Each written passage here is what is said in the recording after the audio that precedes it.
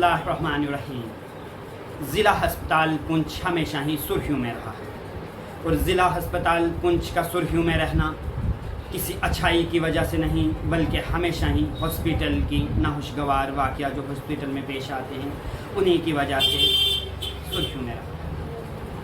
आए दिन आप देखते हैं कि पहले महरीन काज़मी के साथ एक नाखुशगवार वाक़या पेश आया, वो अभी भी ज़िंदगी और मौत की कशमकश में है। उसके बाद आसिया और फिर अंजुमन निसा के साथ जो इस दुनिया फ़ानी को कूच कर चुके। इसी के बाद जब सहाफ़ियों ने इस जुल्म के ख़िलाफ़ आवाज़ उठाने की कोशिश की, शहर पुंछ के कुछ ज़िम्मेदार लोगों ने आवाज़ उठाने की कोशिश की, तो ये आवाज़ directorate of health services Jammu के पास पहुंची। 11 जून के रोज़ directorate of health services Jammu की तरफ से एक पैगाम आता है, एक नोटिस का जारी होना, जिसमें पुंछ अस्पताल में एक गायनोकोलॉजिस्ट डॉक्टर को Poonch CMO office Rajouri attach कर दिया जाता है और एक इंक्वायरी इनिशिएट की जाती है। अभी इस इंक्वायरी इनिशिएट हुए एक दिन भी ना गुजरा था कि आज पुंछ हॉस्पिटल की तरफ से डिप्टी सुप्रिटेंडेंट की तरफ से एक नए पैगाम का जारी होना, एक नए नोटिस का जारी होना सामने आता है। इस नोटिस में क्या है ये आपको साफ बताता चलूँ। इस नोटिस में ये था कि किसी भी मीडिया पर्सन्स को हॉस्पिटल की अहाते में आने की इजाज़त परमिशन के बगैर नहीं है।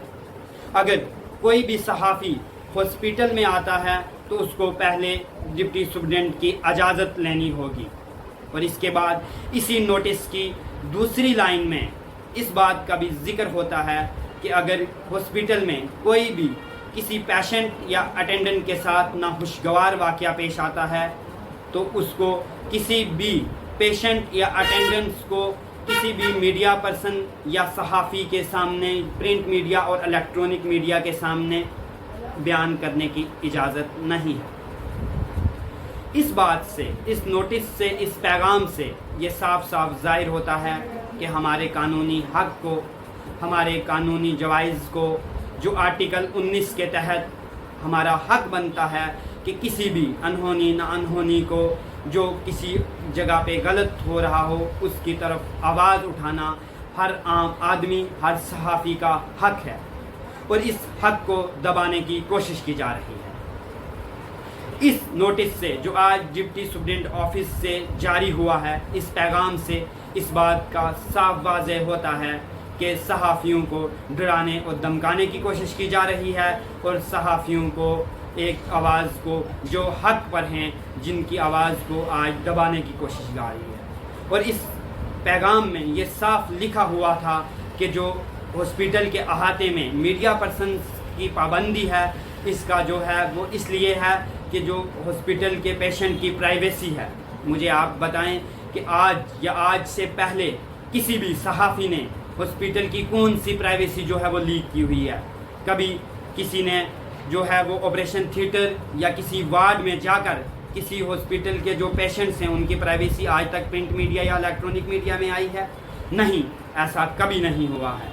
अगर आज से पहले या आज इस बात पे प्रिंट या इलेक्ट्रॉनिक मीडिया पे कोई बात सामने आई है तो वो यही हुई है कि हॉस्पिटल स्टाफ या हॉस्पिटल जो इंतज़ामिया है उसकी तरफ से कभी ना कभी किसी पेशेंट या अटेंडेंट के साथ कोई बुरा सलूक हुआ है।